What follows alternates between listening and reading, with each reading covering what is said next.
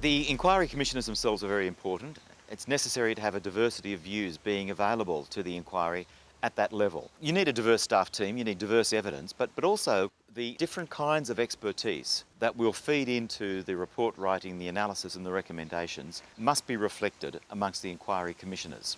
One thing I found very important was to have the expertise of the people who are actually experiencing the issue.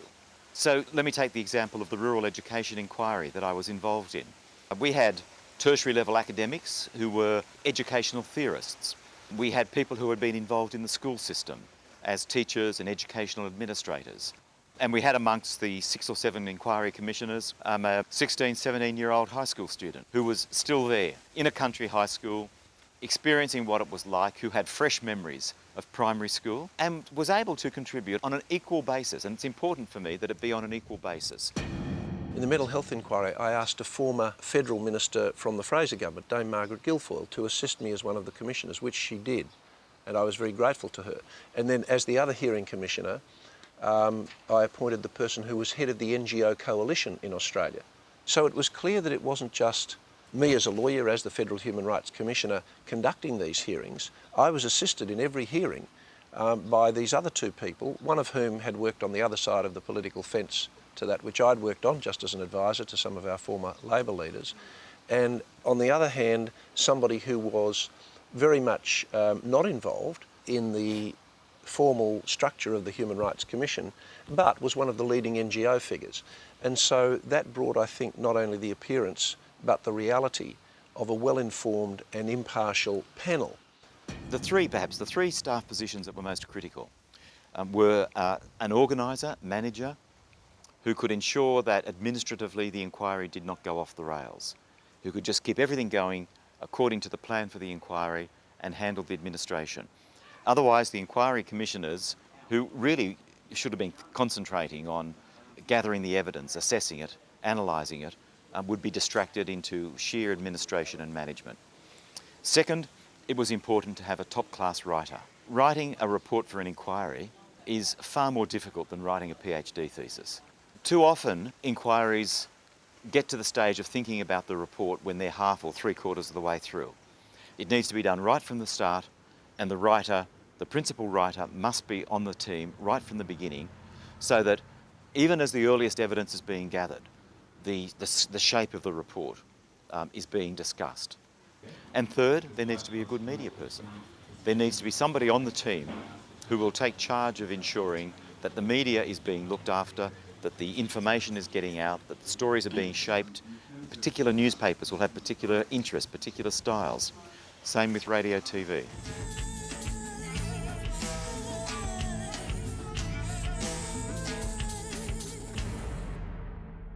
We drew from our baseline funding. Resourcing was a constraint. I think that the inquiry took longer than perhaps it might have if we'd had more resources. On the other hand, I'm of the view that actually the time it took was also a factor in enabling a lot of people to develop greater understanding and so on. So it's a plus and a minus. But the limited resources meant that we couldn't, for example, get a more extensive piece of economic research done, which I would very much like to have been able to do, and that the commissioners and staff on the inquiry team were juggling it with other duties and responsibilities. Санхүүжилтийн үед мэдээж энэ бол Монгол бол их өргөн уудам нутагтай. Хотоос Улаанбаатараас нэг аймагт очихд бол одоо олон зуун километр явж очдог. Ихээхэн зардал шаарддаг ийм зардал шаардж байсан. Бид энэ санхүүжилтийн үед бол нэг хэсэг нь бол засгийн газраас комиссийн үйл ажиллагаанд зориулж өгсөн төсвөөс одоо нэг хэсэг санхүүжилт нь гарсан. Нэлээд одоо томхон хэмжээний санхүүжилт нь бол хөгжлийн хөтөлбөртэй комиссийн хамтар ширхжүүлж байгаа төслийн хүрээнд гарсан юм аа. I think it's important not to be disheartened by lack of resources, because I think the power of inquiry is one of the most effective tools that a Human Rights Commission or National Human Rights Institution has, because it reaches out into the community, because you can involve the media, and because it gives an opportunity to provide a comprehensive human rights approach to a difficult issue. So when you talk about resources, we do get a lot of local participation through, and then at the national level also. We have so many NGOs in our country. We have been conducting a lot of seminars.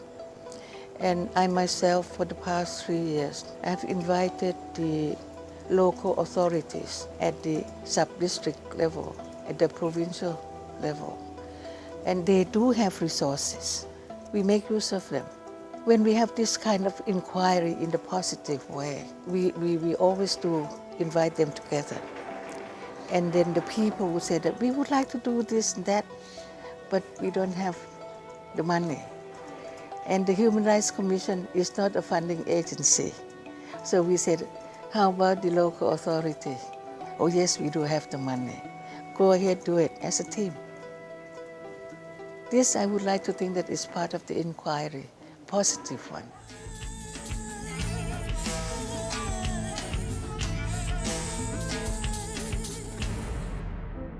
The media is absolutely essential. I used to joke that my most important staff member was the media advisor, because you can do a great deal of good work, and if it's not known about, you're wasting your time. And there are many aspects to that. I mean, first of all, without the media, you can't educate the public. So that fundamentally important role of education is not going to happen unless it's appearing in the newspapers and on radio stations and on television. Олон үр дүн байгаа. За хамгийн голоос нь гэвэл энэ асуудалд олон нийтийн анхаарлыг, хэвлэл мэдээллийнхний анхаарлыг, парламентын гишүүдийн анхаарлыг хандуулж чадсан явдал байгаамаа.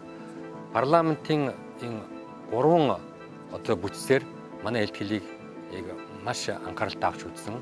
Нэгдүгээрт нь хүний эрхийн дэд хороо, хууль зүйн байнгын ороо, хоёрдугаарт нь, гуравдугаарт нь парламентын нэгдсэн чуулганаар 2 өдөр авч хэлсэн.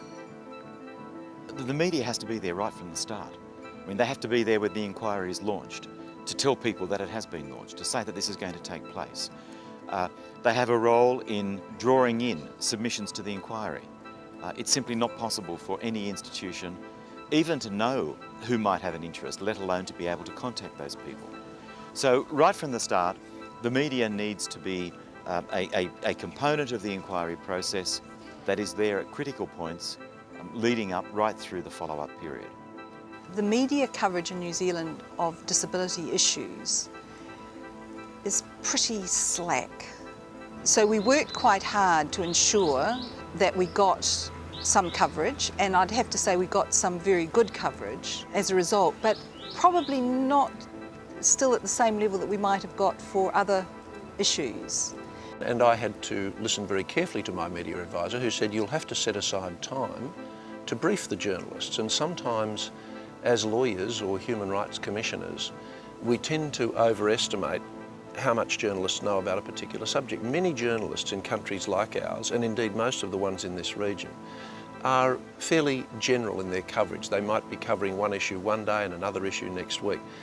And it's very important for a National Human Rights Commission to realise that if you don't brief the media properly, if you don't set aside time to explain the issues, allow them to ask any questions they want to ask, then you shouldn't be surprised if they don't report accurately what is happening.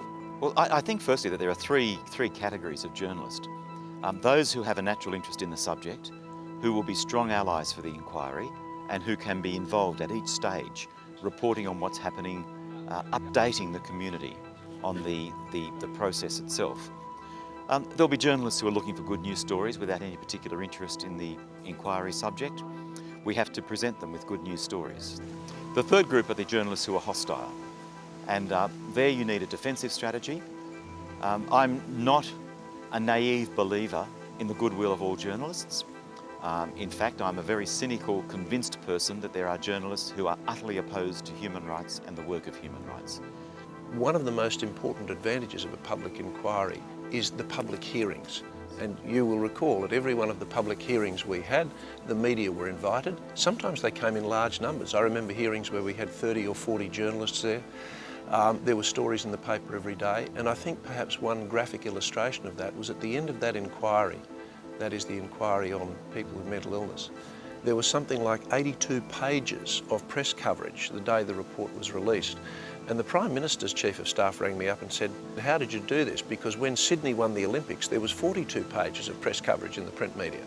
And what that illustrated was that even with a subject that was unpopular, by using the media, by making ourselves available and accessible to the media throughout the process of the inquiry, when it came to making our recommendations, the media themselves were very interested. They almost felt like stakeholders, some of the journalists who'd followed us through the inquiry. And of course, you know, we'd spoken to some of their editors and we'd tried to get them interested. And I think sometimes we just don't realise that the media is critical. Without the media, you're just not going to get results in any area of human rights.